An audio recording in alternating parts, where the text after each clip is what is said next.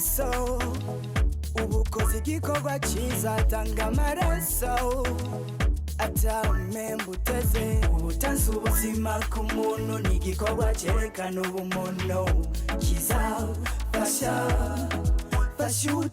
Ibirori byo guhimbaza umunsi mpuzamakungu wahariwe gutanga amaraso wahimbajwe kuri uyu wa 14 Ruheshi 2022 ku mugwa mukuru wa komine Mabanda iri mu ntara ya Makamba byatangujwe no gutanga amaraso kuri abo bose bafite umutima wo kurokora ubuzima bwa bagenzi babo baba bayakeneye. Mu ijambo ryo kwakira abari bitavye ivyo birori buramatari w'intara ya Makamba akaba yamenyesheje ko ku ruhande rw'abajejwe intwaro ataco batazokora mu guhimiriza abenegihugu ngo bijukire gutanga amaraso ku gushaka kwabo. Naho ku ruhande rw'intumwa w'userukira ishirahamwe mpuzamakungu rijejwe amagara y'abantu OMS Donatien Bigirimana akaba yamenyesheje ko ishirahamwe mpuzamakungu OMS ritazohengeshanya gushigikira Uburundi.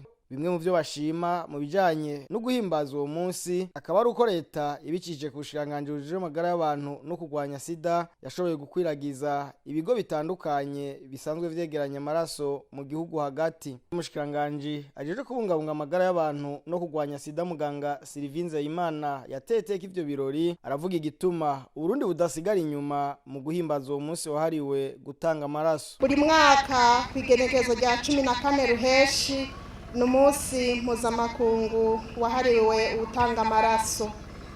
Uburundi burifatanya n'amakungu mu guhimbaza uwo munsi.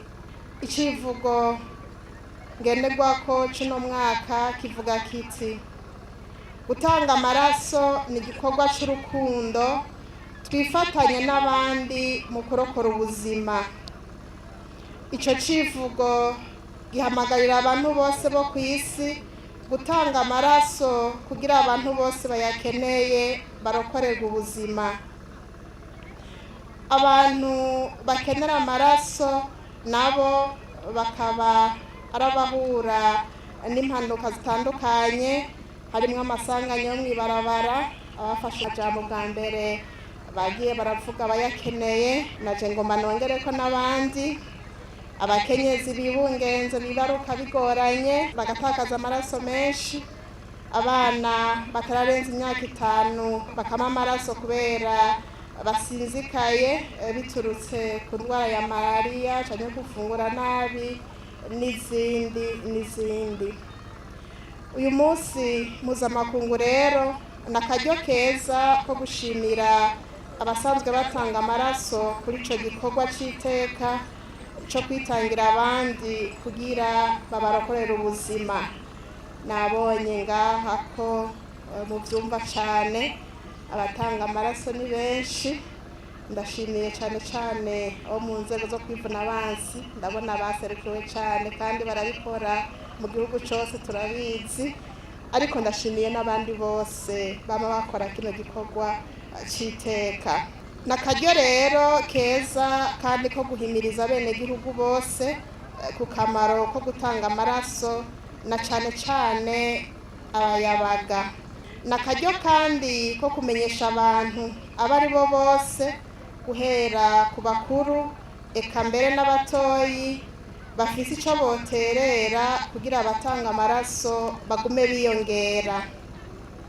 N'umwanya mwiza kandi wo kwibutsa ibigo bijejwe kuyatororokanya ko vyokwitaho kuyapima neza no kuyashingura neza kugira ngo abayakeneye bayategwe ateguye neza ntabagirire ingaruka mbi ku magara yabo. Ubushikiranganje bwo kubungabunga amagara y'abantu no kurwanya ikiza sida burateye akamo umuntu wese afise amagara meza afise imyaka iri hagati ya 17 na 60, ibiro birenga 50, ntabe umukenyezi yibungenze canke yonsa, gushishikara gukora ico gikorwa cyo kurokora ubuzima mu gutanga amaraso no guhimiriza abatarayatanga kugira bayatange. Ubushikiranganje bwo kubungabunga amagara y'abantu no kurwanya ikiza sida buramenyesheje ko ataco butazokora kugira hatangwa amaraso apimwe neza mu kuronsa ibyankenerwa ibigo bijejwe kuyatororokanya.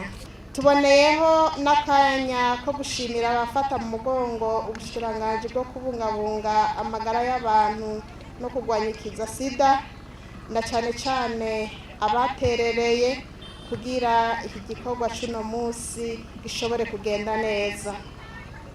Turasubiye gushimira bimwe bivuye ku mutima abatanga amaraso mu gukora ico gikorwa kibaha iteka imbere y'Imana n'abantu. Watanze témoignage yabivuze neza.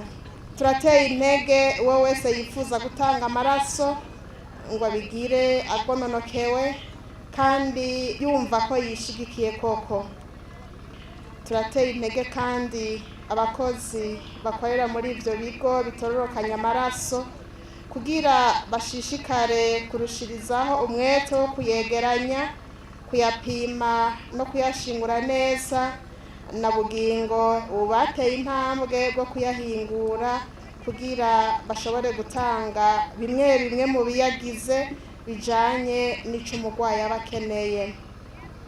Ntitworangiza tudashimiye ubugira kandi abajejwe intwaro, amashengero, amashirahamwe ahurikiyemwo abatanga amaraso, abamenyesha amakuru, abarongoye imirimo itandukanye yaba iya leta canke y'abikorera utwabo, ku mwete bashira mu guhimiriza abo bajejwe kugira bijukire gutanga amaraso.